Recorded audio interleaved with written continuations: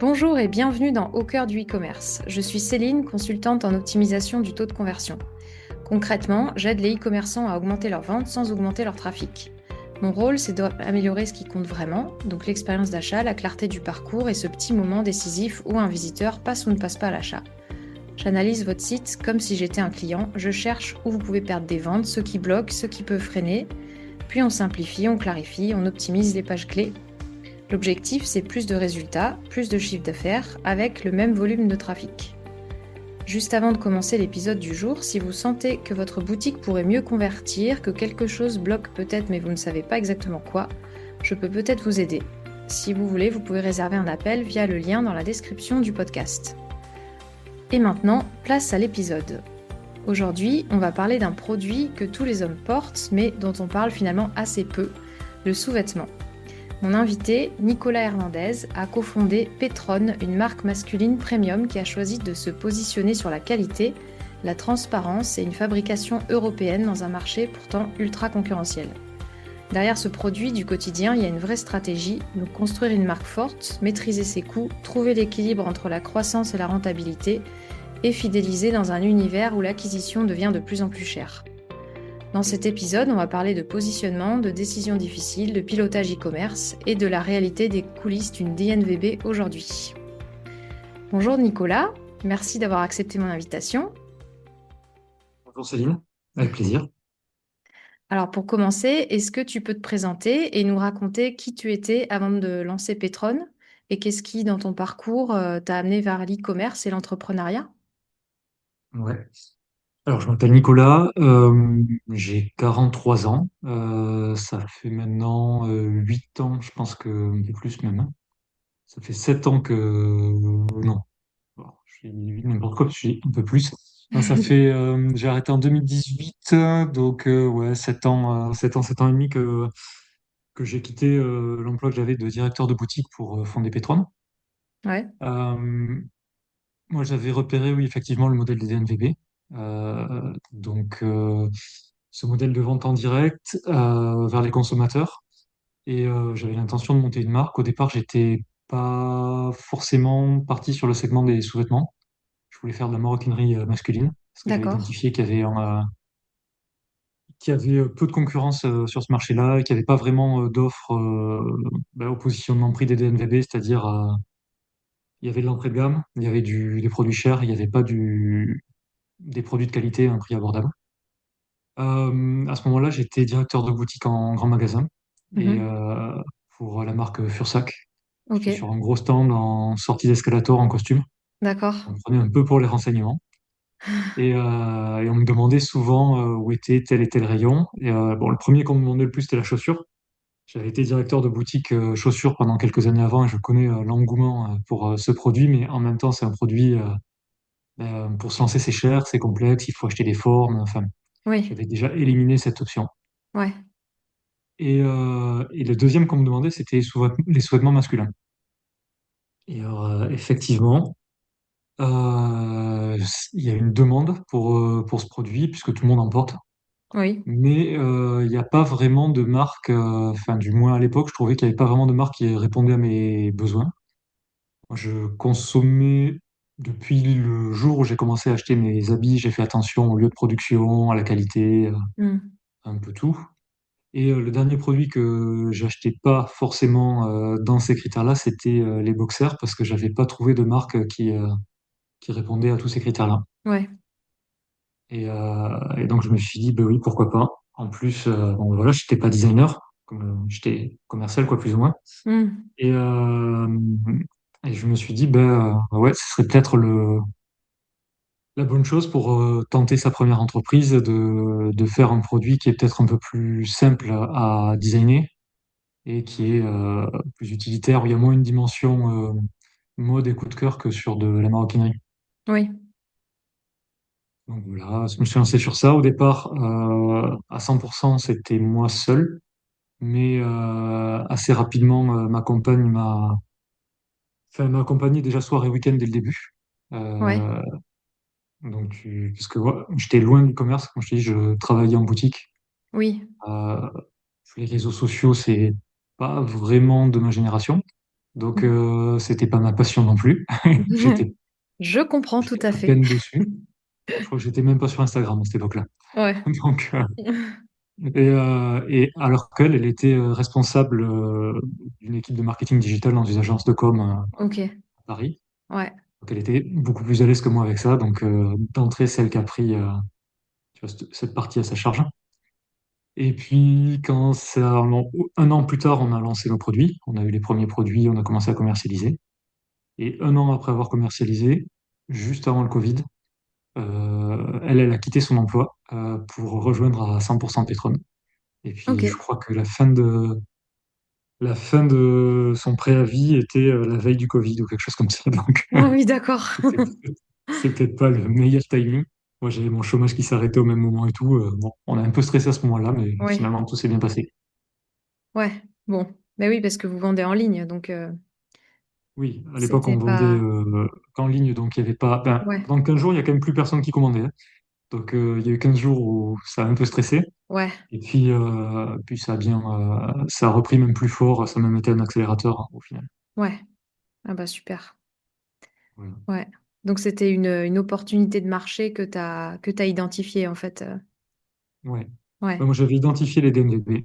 Je commençais à être client de plus en plus de DNVB. Ouais. Avant, quand je te disais, comme je voulais acheter des produits faits dans des pays avec un droit du travail, donc soit Europe, États-Unis ou Japon, quoi, en gros. Hmm.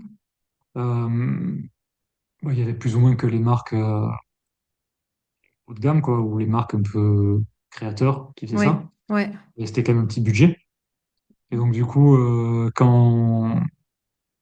bon, après, voilà, je fume pas, j'ai pas de voiture. Enfin, maintenant j'en ai une puisqu'on est à la campagne, mais bon, j'avais pas de voiture.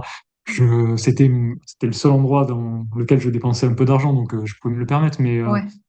Mais bon, quand les DNVB sont arrivés, qu'ils ont proposé à peu près la même qualité, fait dans les mêmes pays, à des prix qui correspondaient plus à mes moyens financiers, Oui. j'étais quand même déjà pas mal client de marques comme ça, dont il y avait je sais pas, il y avait Horace, chez qui j'ai acheté chez Ast aussi. Enfin, bon, il y avait quelques marques comme ça dont j'étais déjà client. Et donc j'avais repéré ce modèle-là et je voulais me positionner sur un segment du marché de la mode masculine, qui était le segment que je connaissais, puis ça faisait 10 ans que je travaillais dans ça, Ouais. qui, mais où il n'y aurait pas encore eu de d'NVB française dessus, quoi, déjà. D'accord. Ouais. Parce Entre que. guillemets, ça a été un peu dévoyé le terme DNVB en France. On a appelé à un moment toutes les nouvelles marques DNVB. Hmm. Et DNVB, en fait, c'est les marques qui vendent en direct aux consommateurs. Oui. Donc en réalité, le slip français en faisait pas partie. Je sais on le positionnait souvent là, mais à cette époque-là, il vendait pas en direct aux consommateurs et il avait des prix qui étaient des prix de marques créateurs et pas de marques direct to customer. Ouais.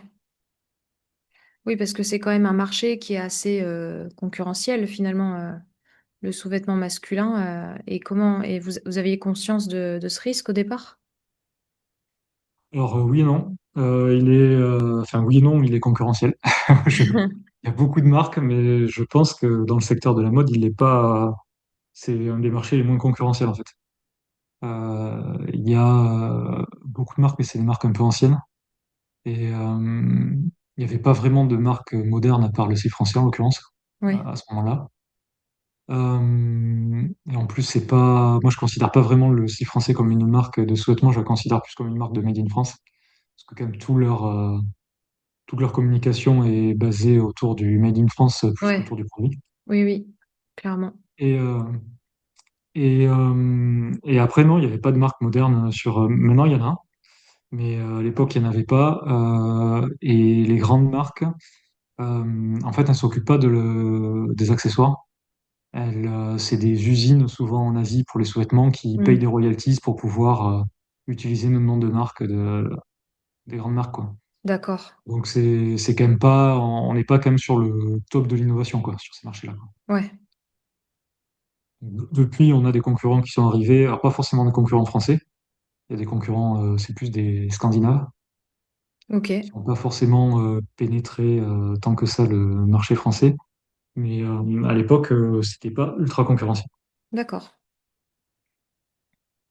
Et alors, les 6 premiers mois de Pétron, ça ressemblait à quoi? Alors, on parle de à partir du moment où on a commercialisé ou Ouais, oui, ouais, ouais. Ben, 3 premiers mois assez calmes parce que personne ne nous connaissait. Donc, oui, puis bon, voilà, moi je n'ai pas du digital. Marion elle m'aidé soir et week-end, donc elle n'était pas à 100% dessus. On faisait pas de pub. Donc on a fait 3 premiers mois où je sais pas, je crois qu'on devait faire 15 000 à 20 000 euros par mois. Et puis on a réussi à avoir un article dans Bonne Gueule, ok, qui à l'époque était le plus gros blog de mode masculine en France, mais qui avait aussi plus de lecteurs que même le plus gros blog féminin. Ils avaient 8 millions de visiteurs uniques par an. Et c'était pas possible d'être sur leur blog en payant. Ils faisaient qu'en fonction des marques qui leur plaisaient d'accord. ou qui leur plaisaient pas d'ailleurs, parce qu'ils pouvaient faire des articles à charge aussi.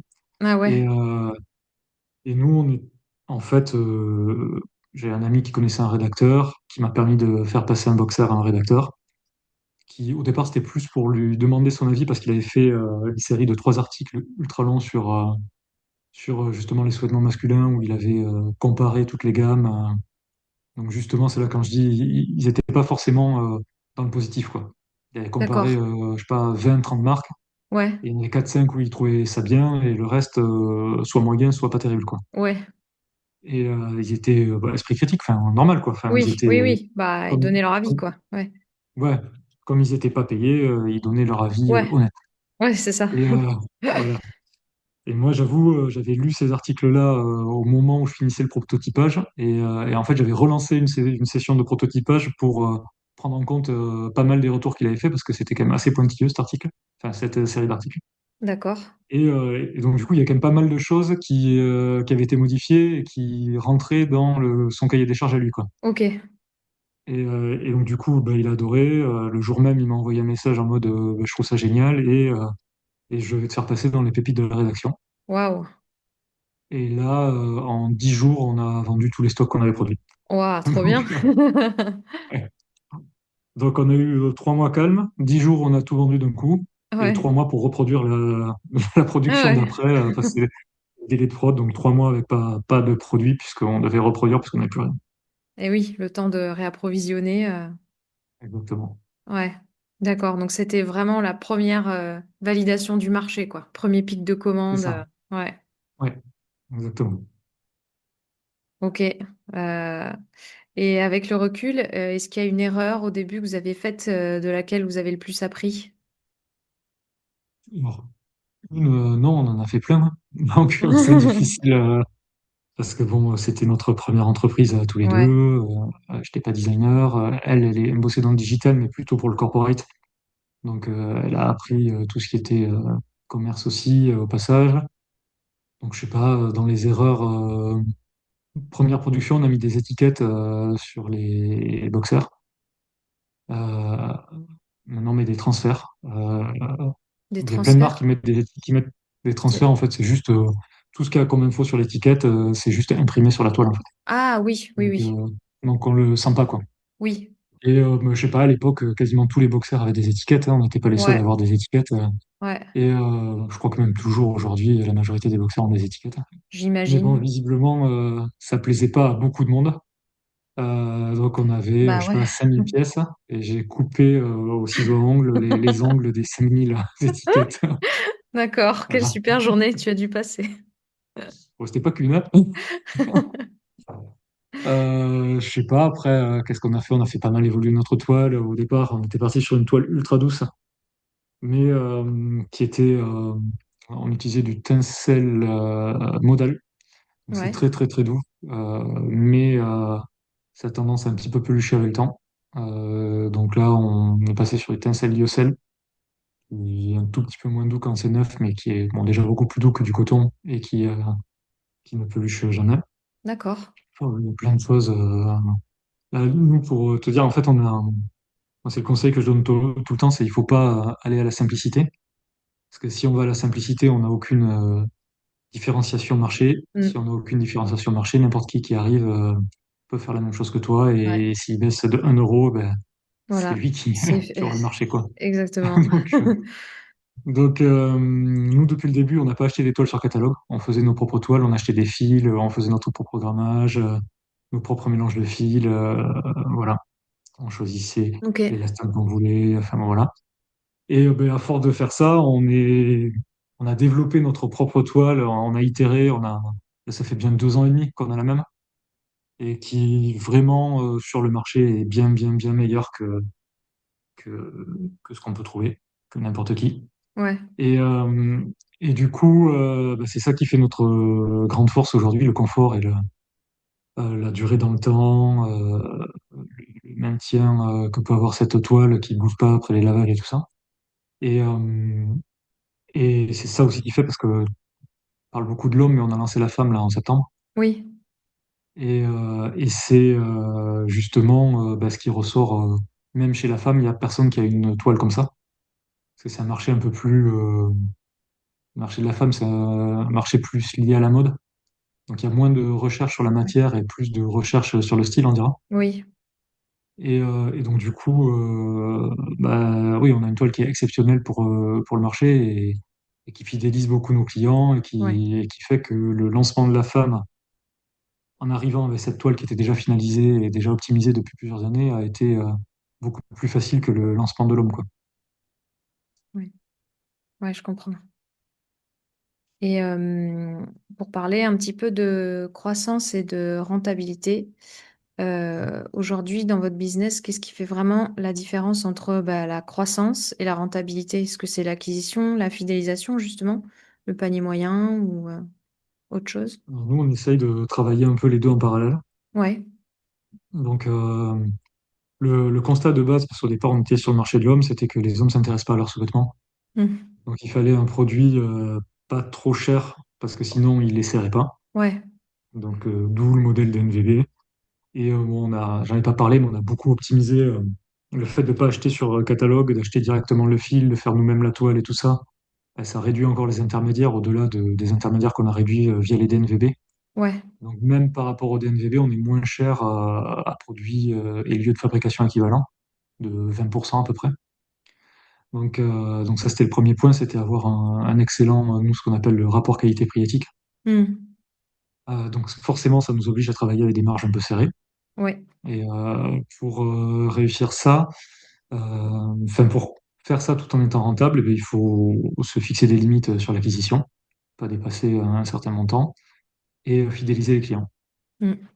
Pour pas avoir besoin de racheter des clients en permanence. C'est un peu ce qui fait que le slip français est quasiment mort, c'est que je crois que ils avaient quasiment aucun réachat, quoi. Donc c'était acheté à 70% en cadeau. Bon, la promesse du Made in France, c'est tout le temps de dire que c'est de la qualité, mais c'est pas vrai en fait dans le textile, puisque les savoir-faire ont été perdus, et donc du coup on se retrouve avec des produits qui ont la même qualité qu'un produit asiatique, Mmh. mais qui a 4, 5, 6 fois le prix. Et donc c'était un peu ce qui, eux, les limitait, c'était la fidélisation. Et c'est ce que nous, on a voulu travailler depuis le début en ayant un produit, comme je te dis, qui n'a pas d'équivalence Oui. en qualité éthique sur le marché. Donc nous, on a un taux de réachat dans l'année de 40% Ouais. et un taux de réachat global de 50% sur la durée de vie des clients. Mmh. Avant, quand on faisait pas de pub, on était même plus élevé que ça. Après, c'est toujours pareil, plus tu fais de la pub, plus il y a de l'achat d'opportunités, je dirais. Oui. Donc moins le réachat est important, mais dans nos premières années, on était plutôt à 70% de taux de rachat.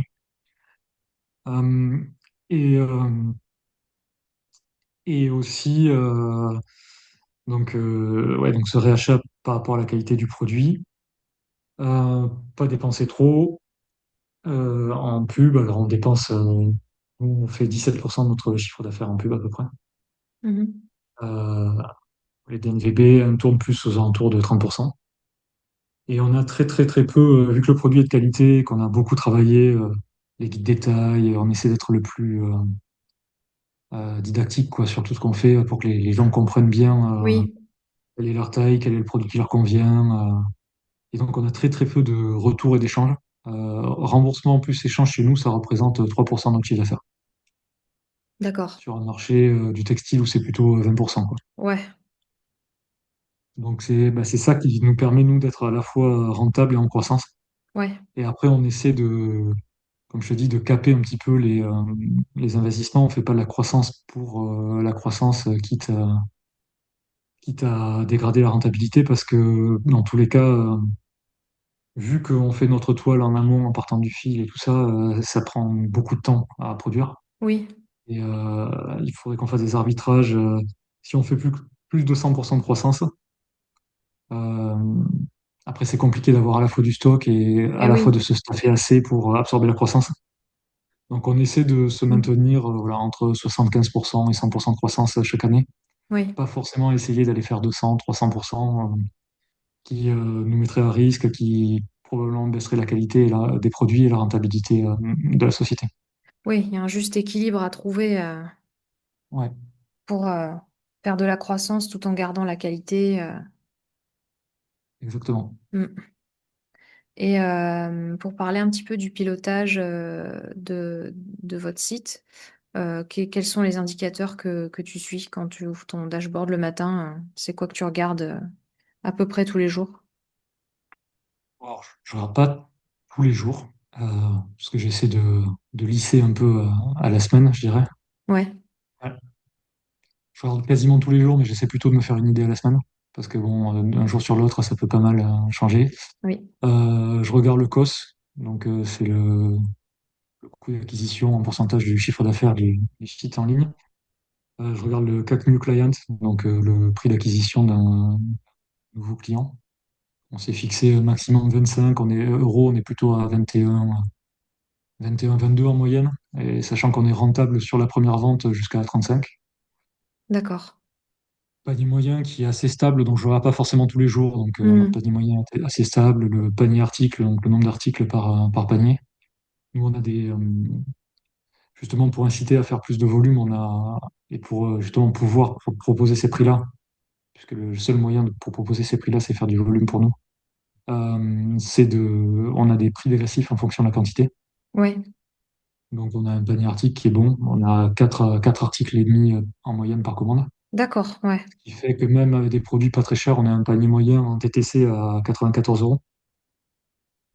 Euh, donc, voilà, ce que je regarde. Après, ce que je regarde le plus, c'est l'évolution par rapport à l'année précédente et les articles qu'on a vendus. oui. Est-ce que vous avez déjà dû prendre une décision difficile pour préserver la rentabilité? On prend des décisions tous les jours, Ouais, mais difficile, non, pas vraiment. Enfin, c'est ouais, piloté régulièrement, négocier avec les usines régulièrement. C'est un travail de tous les jours, quoi, pour oui, préserver la rentabilité. oui, j'imagine, ouais. Est-ce qu'il y a un Ouais. moment où vous avez douté du modèle, peut-être une hausse des coûts d'acquisition ou un problème de production ou quoi que ce soit? Goûter du modèle, non. Après, oui, il y a au départ, nous, on ne connaissait pas bien l'acquisition digitale, donc on n'avait pas les codes, on ne savait pas trop comment faire. Les premières années, en fait, la croissance était portée par les blogs et le bouche à oreille sur les forums, parce que on dirait les geeks de la mode hommes se passaient le message entre eux. Ouais, Bon, après, ça c'est limite, on peut pas non plus aller faire des dizaines de millions d'euros comme ça. oui, Et c'est sûr. quand on s'est lancé en acquisition digitale, bon, ben, au départ, on savait pas trop bien faire. Donc, bon, les premiers clients, ils sont faciles à aller chercher quand on n'a jamais fait. Mais assez vite, tu atteins un palier. Mmh. On a peut-être eu, mais c'était un moment aussi où on faisait exprès de pas trop accélérer. C'est au moment de l'inflation, les coûts de production avaient explosé. Enfin, ils sont restés au niveau de l'explosion, hein. Ils sont Oui, à plus 50% par rapport avant la guerre et avant le ouais. Covid. Mmh. Malgré le fait que on a essayé de tout optimiser. On n'aurait rien fait, on serait probablement à plus 80, plus 90, 90%. Euh, mais on a dû un petit peu augmenter nos prix, mais on les a quand même pas beaucoup augmentés, beaucoup moins que l'inflation.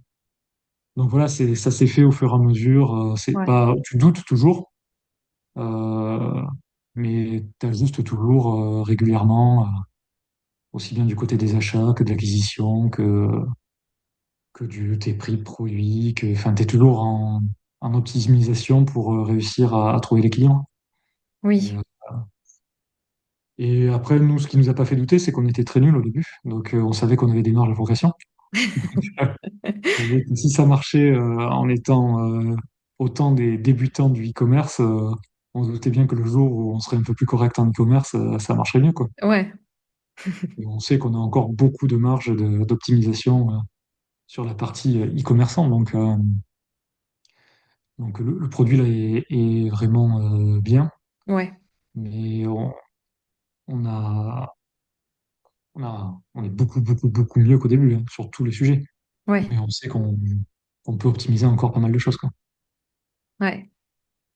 Et est-ce que tu trouves qu'il y a quelque chose qu'on ne dit pas assez aux personnes qui veulent lancer une marque e-commerce? J'en sais rien parce que moi je venais vraiment pas, j'étais pas le client type de lancer une marque e-commerce, donc on Mm. m'avait surtout rien dit, quoi. Ouais, Je, je viens de la campagne, j'ai fait la fac, pas une école de commerce. Je bossais en magasin. Je suis un peu âgé par rapport aux gens qui font du e-commerce. Enfin, ouais, t'étais pas euh, on va dire le persona type à ouais, voilà. Donc lancer. c'est difficile. Ouais, Moi, on m'avait surtout rien dit, quoi. ouais, Donc bah oui. j'ai tout appris sur le tas. Donc Ouais, c'est difficile de te dire s'il y a des choses. Après, c'est évident, connaissant mon niveau à moi, que c'est un peu l'inconscience qui m'a fait me lancer. Je pense que si j'avais conscience que j'étais aussi loin enfin, que j'avais si peu de connaissances, je me serais peut-être mm, pas lancé, quoi. mm. Ah Ou bon, si peu, ou enfin, moi, j'étais persuadé que moi, j'en avais pas beaucoup, mais que Marion, elle savait tout, quoi. Alors que bon, Marion, elle bossait pas dans l'e-commerce, elle était juste dans le digital, quoi. Mais ouais, bon, moi, j'étais tellement loin de comprendre la différence entre digital et e-commerce que, dans tous les cas, je comprenais pas que c'était pas son cœur de métier à elle non plus. oui. Et donc, du coup, mais bon, c'est bien d'être un peu inconscient. Je sais pas si Bah oui, aujourd'hui c'est possible. regarde, c'est ça, parce que si Ouais, si t'avais eu peur et que t'avais eu conscience de ça, tu l'aurais peut-être pas fait. Donc, exactement. au final, tant mieux. Après, je sais pas si c'est toujours possible aujourd'hui. C'était un marché qui était un peu plus simple quand même à l'époque. Un Mm, peu moins. Enfin, ouais, il est pas. Bon, déjà, la mode, chaque année, on perd. Ouais, le marché de la mode, je crois que l'année dernière, il a encore perdu 1% et quelques. Donc, ouais, bon, on est sur un marché en perte. Là où avant le Covid, c'était quand même un marché qui avait des croissances annuelles chaque année. ouais, Euh, il y a de plus en plus de concurrence sur le digital. Je suis pas sûr que mon profil qui se lance aujourd'hui puisse réussir, quoi. ouais. Oui, parce que c'est plus Je me sens plus difficile. complexe. Ouais, C'est un marché plus difficile aujourd'hui, ouais. ouais. Et est-ce que tu as une conviction forte sur l'avenir du e-commerce ou des NVB? Euh, oui, on peut dire ça. Enfin, surtout sur les DNVB, sur le e-commerce. Non, je m'y intéresse quand même. Ça fait Oui, plus 7 8 ans que j'y bosse. Donc, bah ouais. je dirais pas que je suis l'expert français du e-commerce, mais je commence à m'y connaître pas mal. Mm. Mais peut-être pas assez pour avoir une conviction forte sur le e-commerce de manière générale. Et sur les DNVB, qui est plus ma niche à moi dans le e-commerce, il y a un moment où c'était le modèle sur lequel tout le monde se lançait. Et puis après, les gens, enfin, surtout en France, je sais pas si c'est pareil dans les autres pays, mais en France, on disait beaucoup, les DNVB, c'est mort, il faut faire du multiplateforme et tout ça. Et moi, je crois pas. Moi, j'ai Mm. pas souvenir d'une marque récente qui est en modèle traditionnel et dans la mode et qui est percée. Enfin, il y en a quelques-unes, mais c'est vraiment l'exception par rapport au nombre qui se lancent. Ouais, Et franchement, en proportion, il y a quand même beaucoup plus de DNVB qui percent, même si comme il y en avait beaucoup plus qui se lançaient, on en voyait beaucoup plus mourir aussi. Mais je pense quand même que c'est difficile pour une marque traditionnelle aujourd'hui, en prenant des marges traditionnelles, de survivre sur ce marché où il y a des DNVB, quoi, ouais, puisqu'elles ne seront pas concurrentielles, quoi.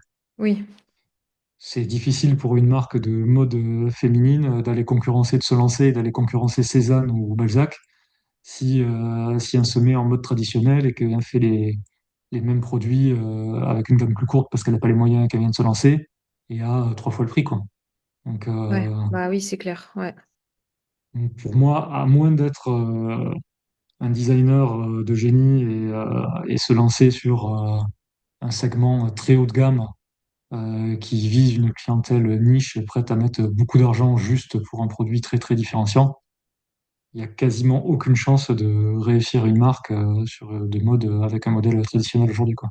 Oui, Voilà. Ça, c'est ma conviction forte, qui je pense n'est pas ultra partagée, mais ça, c'est ma conviction.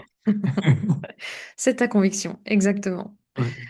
Et si quelqu'un écoute cet épisode aujourd'hui et qui veut lancer sa propre marque dans l'e-commerce, quels conseils issus de ton expérience tu aimerais lui donner? Ouais. Bah, je pense qu'il faut s'associer. Euh, je pense pas qu'il y ait une personne, vraiment, à moins d'être vraiment exceptionnel. Il y a peu de personnes qui sont capables tout seuls d'avoir toutes les Ouais, qualités que demande de réussir à faire une marque e-commerce qui fonctionne.